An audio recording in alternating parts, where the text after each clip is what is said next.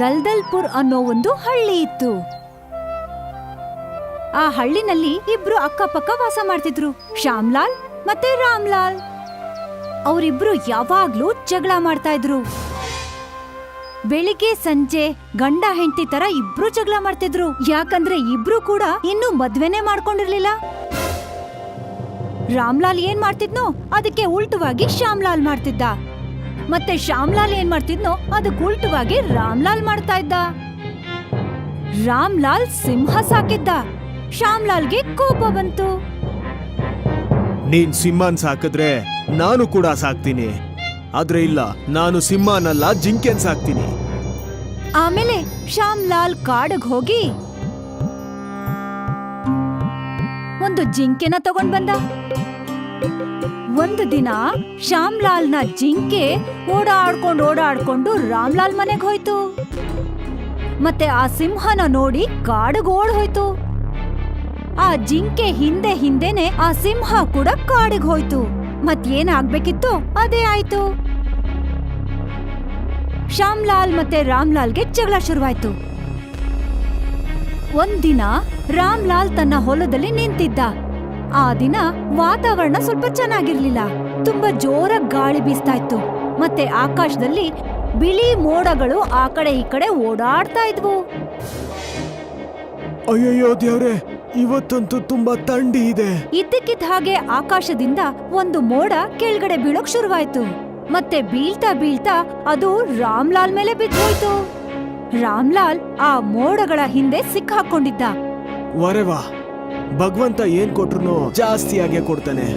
ಆದ್ರೆ ಇವತ್ತು ಗೊತ್ತಾಯ್ತು, ಭಗವಂತನ್ಗೆ ಮೂಡಿದ್ರೆ ಮೋಡನ್ ಕೂಡ ಕೊಟ್ಬಿಡ್ತಾನೆ. ತುಂಬಾ ಸಾಫ್ಟ್ ಆಗಿದೆ ಮೋಡ, ಥಂಡಿ ಕೂಡ ಜಾಸ್ತಿ ಇದೆ.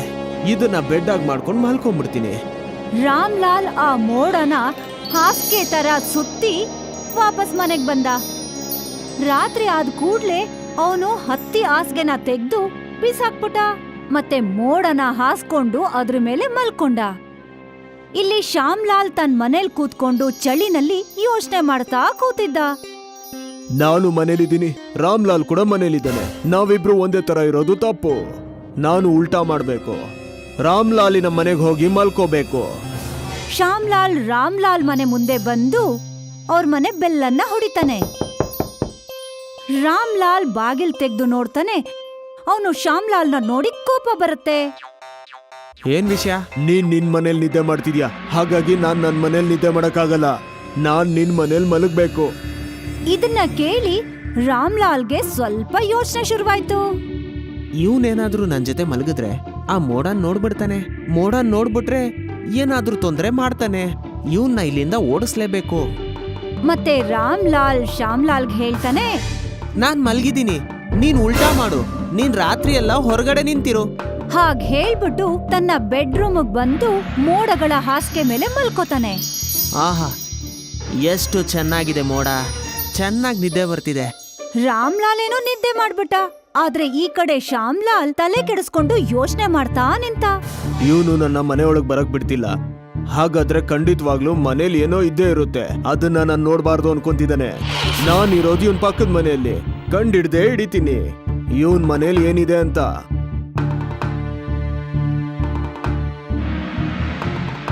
ಶ್ಯಾಮ್ಲಾಲ್ ತನ್ನ ಮನೆಯಿಂದ ಚಪಾತಿ ಅರಿಯೋ ಮಣೆ ಮತ್ತೆ ಚಪಾತಿ ಹೊಸೋದನ್ನ ತಂದ. ಮತ್ತೆ ಅದರಿಂದ ಗಂಟೆ ಬರ್ಸೋಕ್ ಶುರುವಾದ. ಈ ಜೋರಾದ ಶಬ್ದನ ಕೇಳಿ ಮೋಡಗಳ ಮೇಲೆ ಮಲಗಿದ್ದ ರಾಮ್ಲಾಲ್ಗೆ ಎಚ್ಚರ ಆಯ್ತು. ಈ ತರ ತಟ್ಟೆ ಬಾರಿಸಿದ್ರೆ ಅವನು ಖುಷಿಯಾಗಿರ್ತಾನೆ. ನೋಡ್ಕೊಂಬರ್ತೀನಿ ಅವನು ಯಾಕೆ ಖುಷಿಯಾಗಿದ್ದಾನೆ ಅಂತ. ರಾಮ್ಲಾಲ್ ಮನೆಯಿಂದ ಹೊರಗ್ ಬರ್ತಾನೆ. ಶ್ಯಾಮ್ಲಾಲ್ ಕೇಳ್ತಾನೆ, ಏನಪ್ಪ, ಯಾವ ಖುಷಿಗೆ ಈ ತರ ಸದ್ ಮಾಡ್ತಿದ್ಯಾ? ಇದನ್ನ ಕೇಳಿದ ಕೂಡ್ಲೆ ಶ್ಯಾಮ್ಲಾಲ್ ತುಂಬಾ ಉದ್ದಕ್ಕಿರೋ ಒಂದು ಸುಳ್ಳನ್ನ ಹೇಳಕ್ ಶುರು ಮಾಡ್ದ. ಗೊತ್ತಾ, ಈಗ ತಾನೇ ನಾನು ಒಂದು ಮೋಡನ ತಂದಿದ್ದೀನಿ. ಇದೇನ್ ದೊಡ್ಡ ವಿಷಯ, ನಾನ್ ಮೋಡದ ಮೇಲೆ ಮಲ್ಗಿರೋದು. ಕೊನೆಗೂ ಸತ್ಯ ರಾಮ್ಲಾಲ್ ಬಾಯಿಂದ ಹೊರಗಡೆ ಬಂದ್ಬಿಡ್ತು. ರಾಮ್ಲಾಲ್ಗೆ ಯೋಚನೆ ಶುರುವಾಯ್ತು. ಶ್ಯಾಮ್ಲಾಲ್ಗೆ ಖುಷಿ ಆಯ್ತು. ಓಹೋ, ಇದಕ್ಕೆ ನನ್ನ ಮನೆಯೊಳಗ್ ಸೇರ್ಸಿಲ್ವಾ? ಅಯ್ಯಯ್ಯೋ, ತಪ್ಪು ಮಾಡ್ಬಿಟ್ಟೆ. ನಿನ್ಗೆ ಹೇಳ್ಬಿಟ್ನಲ್ಲ, ಪ್ಲೀಸ್ ಕಣೋ, ಈ ವಿಷಯನ ಬೇರೆ ಯಾರಿಗೂ ಹೇಳ್ಬೇಡ. ಹೇಳೋದಿಲ್ಲ, ಆದ್ರೆ ಇವತ್ತು ರಾತ್ರಿ ನಾನು ಅದ್ರ ಮೇಲೆ ಮಲಗ್ಬೇಕು. ಸರಿ ಬಾ. ಮತ್ತಿನ್ನೇನು, ಇಬ್ರು ಒಳಗಡೆ ಹೋದ್ರು. ಮೋಡದ ಹಾಸಿಗೆ ಮೇಲೆ ಮೋಡನ ಹೊದ್ಕೊಂಡು ಮಲ್ಕೊಂಡ್ರು.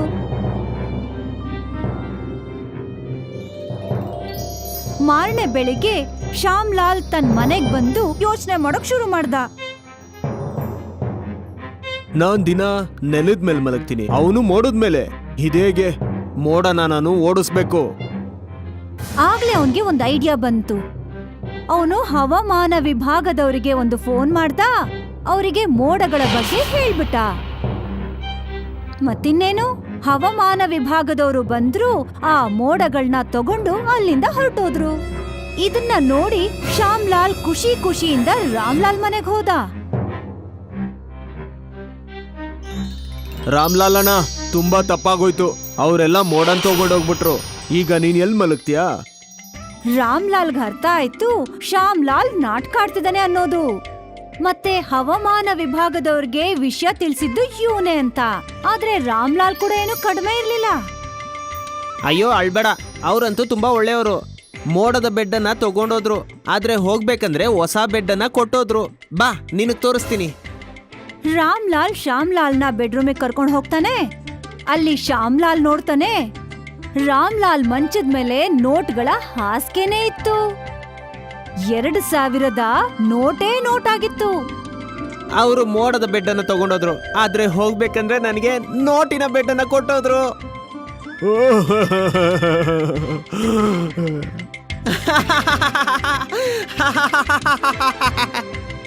ಇದನ್ನ ಕೇಳಿಸ್ಕೊಂಡು ಶ್ಯಾಮ್ಲಾಲ್ಗೆ ಹೊಟ್ಟೆ ನೋವು ಶುರುವಾಯ್ತು. ಅವನು ಜೋರಾಗಿ ಅಳೋಕ್ ಶುರು ಮಾಡ್ದ. ಶ್ಯಾಮ್ಲಾಲ್ ಅಳೋದನ್ನ ನೋಡಿ ರಾಮ್ಲಾಲ್ಗೆ ತುಂಬಾ ಜೋರ್ ನಗು ಬಂತು.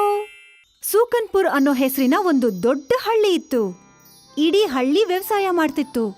ಆದ್ರೆ 2 ವರ್ಷದಿಂದ ಹಳ್ಳಿನಲ್ಲಿ ಮಳೆನೇ ಆಗಿರ್ಲಿಲ್ಲ. ನದಿ, ಹಳ್ಳ, ಕೊಳ್ಳ ಎಲ್ಲ ಒಣಗೋಗಿತ್ತು. ರೈತರಿಗೆ ತಲೆ ಕೆಟ್ಟ ಹೋಗಿತ್ತು. ಒಣಗೋಗಿದ್ದ ಕಾರಣ ಸೂಕನ್ಪುರಲ್ಲಿ ಕುಡಿಯೋಕ್ಕೂ ನೀರಿರ್ಲಿಲ್ಲ, ಹಾಗೆ ಮಾಡೋದಕ್ಕೂ ಕೆಲ್ಸ ಇರ್ಲಿಲ್ಲ. ಮತ್ತೆ ಹಳ್ಳಿಲಿದ್ದ ಯುವಕರು ಹಳ್ಳಿನ ಬಿಟ್ಟು ಹೊರಗಡೆ ಹೊರಟ್ರು. ಹಳ್ಳಿನಲ್ಲಿ ಗೋಲು ಅನ್ನೋ ಹೆಸರಿನ ಒಬ್ಬ ಹುಡುಗ ಇದ್ದ. ಒಂದು ಸಂಜೆ ಗೋಲು ತನ್ನ ಸ್ನೇಹಿತ ರಂಗಿಲಾ ಜೊತೆ ಮಾತಾಡ್ತಿದ್ದ. ಗೆಳೆಯ ಗೋಲು, ಊರಿನ ಜನ ಎಲ್ಲ ಪಟ್ನಾ ಸೇರಿದ್ದಾರೆ. ನಾನು ಕೂಡ ನಾಳೆ ಹೋಗ್ತಿದ್ದೀನಿ, ನೀನ್ ಬರ್ತೀಯಾ? ಅವರೆಲ್ಲ ಹೆದರ್ಪುಕ್ಲು. ಮಳೆ ಬರ್ಲಿಲ್ಲ ಅಂತ ಅವ್ರು ಪಟ್ನಾ ಸೇರಿದ್ರು. ಆದ್ರೆ ನಾನು ಹೋಗೋದಿಲ್ಲ. ಏನ್ ತಿಂತೀಯ ನೀನು? ಬರಗಾಲ ಬಂದಿದ್ರಿಂದ ಹೊಲದ ಕೆಲ್ಸನೂ ನಿಂತೋಗ್ಬಿಟ್ಟಿದೆ. ನೀನ್ ಹೇಗ್ ಮಾತಾಡ್ತಿದ್ಯಾ ಅಂದ್ರೆ ನಿನ್ ಮನೆ ಮೋಡದ ಕಾರ್ಖಾನೆ ಅನ್ಕೊಂಡ್ಬಿಟ್ಟಿದ್ಯಾ. ಮೋಡದ ಕಾರ್ಖಾನೆ ಐಡಿಯಾ ಚೆನ್ನಾಗೇ ಇದೆ. ಮತ್ತಿನ್ನೇನು, ಗೋಲು ಮೋಡಗಳ ಕಾರ್ಖಾನೆ ಮಾಡ್ಬೇಕು ಅಂತ ನಿರ್ಧಾರ ಮಾಡ್ದ. ಗೋಲು ಒಣಗಿರೋ ಹೊಲಗಳ ಹತ್ರ ಹೋಗಿ ಮೋಡಗಳ ಅಬ್ಸರ್ವೇಷನ್ ಮಾಡ್ತಿದ್ದ. ಆಕಾಶದಲ್ಲಿ ಖಾಲಿ ಮೋಡಗಳು ಈ ಕಡೆ ಆ ಕಡೆ ಓಡ್ತಿದ್ವು. ಇದನ್ನ ನೋಡಿ ಗೋಲು ಯೋಚಿಸ್ತಿದ್ದ, ಈ ಮೋಡ ಆ ಕಡೆ ಈ ಕಡೆ ಚಲಿಸೋದಾದ್ರೆ ಅದನ್ನ ಒಂದ್ ಕಡೆ ಎಳಿಲೂಬಹುದು. ಮತ್ತಿನ್ನೇನು, ಗೋಲು ಒಂದು ಉದ್ದವಾಗಿರೋ ಕೊಕ್ಕೆ ಇರೋ ಹಗ್ಗನ ತಗೊಂಡು ಬೈಕಲ್ ಕೂತ್ಕೊಂಡ. ಅವನು ಧರಣ್ಪುರ್ ಹಳ್ಳಿ ಕಡೆ ಹೊರಟ. ಧರಣ್ಪುರ್ ಹಳ್ಳಿನಲ್ಲಿ ಎಲ್ಲಕ್ಕಿಂತ ಜಾಸ್ತಿ ಮಳೆ ಆಗ್ತಿತ್ತು. ಗೋಲು ಧರಣ್ಪುರಲ್ಲಿರೋ ಒಂದು ಹೊಲಕ್ ಹೋಗಿ ತಲುಪ್ದ. ಗೋಲು ಆಕಾಶ ನೋಡ್ದಾಗ ನೀರಿಂದ ತುಂಬಿರೋ ಮೋಡಗಳೇ ತುಂಬಿದ್ವು. ಈ ಹುಕ್ಕಿರೋ ದಾರನ ಬಳಸಿ ಈ ಮೋಡಗಳನ್ನ ನಾನು ಊರ್ ಕಡೆ ಎಳ್ಕೊಂಡು ಹೋಗ್ಬಿಡ್ತೀನಿ. ಗೋಲು ಹಗ್ಗನ ರೌಂಡ್ ಆಗಿ ತಿರುಗಿಸಿ ಆಮೇಲೆ ಶಕ್ತಿಯನ್ನ ಸೇರಿಸಿ ಮೋಡಗಳ ಕಡೆ ಎಸ್ತ. ಹಗ್ಗ ಭೂಮಿಯಿಂದ ಮೇಲಕ್ ಹೋಗಿ ಗಾಳಿನಲ್ಲಿ ಮೇಲಕ್ ಹೋಗಿ ಮೋಡಗಳಿಗೆ ತಗಲಾಕೊಳತ್ತೆ. ನಡಿ ಮೋಡ, ನನ್ ಜೊತೆ ನನ್ ಊರಿಗ್ ಬಾ. ಗೋಲು ಹಗ್ಗನ ತನ್ನ ಬೈಕ್ ಕಟ್ಕೊಂಡು ಹೇಗೆ ಗೋಲು ಮುಂದೆ ಮುಂದೆ ಹೋದ್ನೋ ಹಗ್ಗದಿಂದ ಕಟ್ ಹಾಕಿರೋ ಮೋಡಗಳು ಅವನ್ ಹಿಂದಿಂದೆನೆ ಹೋದ್ವು. ಗೋಲು ಜೋರಾಗಿ ಬೈಕನ್ನ ಓಡಿಸ್ಕೊಂಡು ತನ್ನ ಹೊಲಕ್ ಬಂದು ನಿಂತ್ಕೊಂಡ. ಆಗ ಆ ಮೋಡಗಳು ಅವನ ಹೊಲದ ಮೇಲೆ ನಿಂತಿದ್ವು. ಗೋಲು ಬೈಕಿಂದ ಹಗ್ಗನ ಬಿಚ್ಚಿ ಹೊಲದಲ್ಲಿರೋ ಒಂದು ಕಂಬಕ್ಕೆ ಕಟ್ಟದ. ಆಗ ಆ ಮೋಡಗಳು ಓಡಲ್ಲ ಅಂತ. ಇದಲ್ವಾ ವಿಷಯ, ಕಾರ್ಖಾನೆಯಲ್ಲಿ ಮೊದಲ ಮೋಡಗಳು ಬಂದ್ಬಿಟ್ಟಿದೆ. ಮತ್ತಿನ್ನೇನು, ಗೋಲು ಪ್ರತಿದಿನ ಬೈಕನ್ನ ತಗೊಂಡು ಧರಣ್ಪುರ್ಗ್ ಹೋಗ್ತಾ ಇದ್ದ. ಹಗ್ಗದಲ್ಲಿ ಮೋಡಗಳನ್ನ ಸಿಕ್ಕಾಕಿಸ್ಕೊಂಡು ತನ್ನ ಬೈಕ್ಗೆ ಹಗ್ಗನ ಕಟ್ಕೊಂಡು ಬೈಕಲ್ಲಿ ಮೋಡಗಳನ್ನ ಎಳ್ಕೊಂಡು ಹೊಲಕ್ ಬಂದು ಆ ಕಂಬಕ್ಕೆ ಕಟ್ಟುತ್ತಿದ್ದ. ಈ ರೀತಿ ಧರಣ್ಪುರಲ್ಲಿದ್ದ ಎಲ್ಲಾ ಮಳೆ ಮೋಡಗಳ್ನು ಗೋಲು ತನ್ನ ಹೊಲದಲ್ಲಿರೋ ಕಂಬಕ್ಕೆ ಕಟ್ ಹಾಕಿದ್ದ. ಈಗ ಮೋಡಗಳ ಕಾರ್ಖಾನೆ ಶುರುವಾಯ್ತು. ಆಮೇಲೆ ಗೋಲು ಹಳ್ಳಿಯ ಮುಖ್ಯಸ್ಥರ ಮನೆಗೆ ಹೋಗ್ತಾನೆ. ಮುಖ್ಯಸ್ಥರು ಮತ್ತೆ ಹಳ್ಳಿಯ ಜನ ಪಂಡಿತರ ಜೊತೆ ಕೂತ್ಕೊಂಡು ಮಳೆ ಬರ್ಸೋದಿಕ್ಕೆ ದಾರಿ ಹುಡುಕ್ತಿರ್ತಾರೆ. ಮಹಾಯಜ್ಞವನ್ನು ಮಾಡ್ಬೇಕು, ದೇವತೆಗಳಿಗೆ ಶಾಂತಿನ ಮಾಡಿಸ್ಬೇಕು. ತುಂಬಾ ಹಣ ಖರ್ಚಾಗುತ್ತೆ, ಅವಾಗಾದ್ರೂ ಮಳೆ ಬರ್ಬೋದು. ಪಂಡಿತರು ಮಾತನ್ನ ಕೇಳಿ ಬೋಲು ಹೇಳ್ತಾನೆ, ಯಜ್ಞ ಮಾಡೋ ಅವಶ್ಯಕತೆ ಇಲ್ಲ, ಖರ್ಚು ಕೂಡ ಮಾಡೋದ್ ಬೇಕಿಲ್ಲ. ನಾನ್ ಮಳೆ ಬರೆಸ್ತೀನಿ, ಆದ್ರೆ ಒಂದು ಷರತ್ತಿದೆ. ಬೋಲು ಮಾತನ್ನ ಕೇಳಿ ಪಂಡಿತರು ಹೇಳ್ತಾರೆ, ಈ ದಡ್ಡ ಹುಡುಗ ಏನ್ ಮಾಡ್ತಿದ್ದಾನೆ? ಪಟ್ನಕ್ ಹೋಗಿಲ್ವಾ?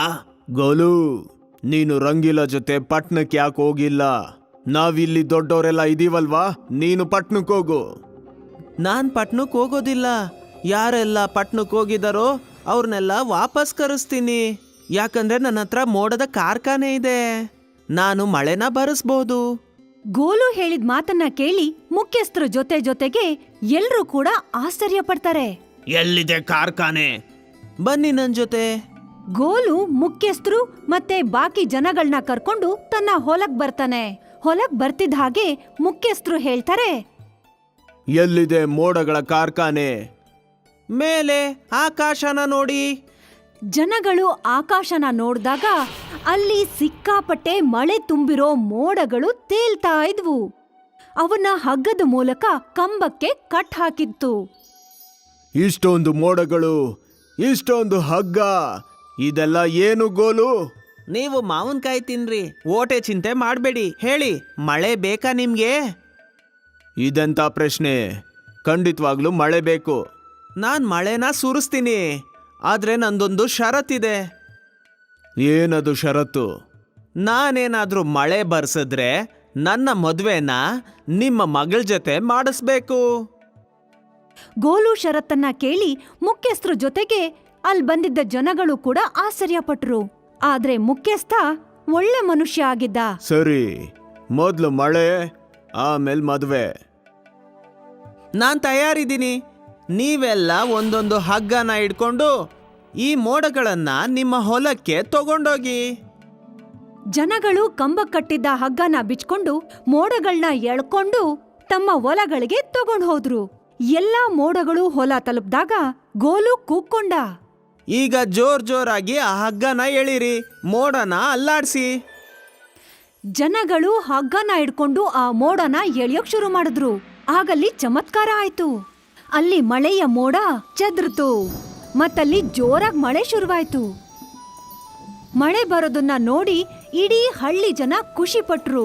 ಮಳೆನಲ್ಲೇ ಕುಣಿಯೋದಕ್ ಶುರು ಮಾಡಿದ್ರು ಮತ್ತೆ ಹಾಡಿದ್ರು. ಮುಖ್ಯಸ್ಥರು ಆ ಮಳೆನಲ್ಲೇ ಅವನನ್ನ ಅಳಿಯ ಮಾಡ್ಕೊಳ್ಳೋ ಮಾತ್ ಕೊಟ್ರು. ಮತ್ತಿನ್ನೇನು, ಇಡೀ ಹಳ್ಳಿ ಜನ ಗೋಲುನ ಹೆಗಲ್ ಮೇಲೆ ಹೊತ್ಕೊಂಡು ಆ ಮಳೆನಲ್ಲೇ ಕುಣಿಯೋಕ್ ಶುರು ಮಾಡಿದ್ರು. ಈ ಪ್ರಕಾರ ಗೋಲು ಕಾರಣದಿಂದ ಸೂಕನ್ಪುರಕ್ಕೆ ನೀರ್ ಸಿಕ್ತು. ಮತ್ತೆ ಗೋಲುಗ್ ಸಿಕ್ತು ಸೂಕನ್ಪುರದ ಮುಖ್ಯಸ್ಥನ ಮಗಳು.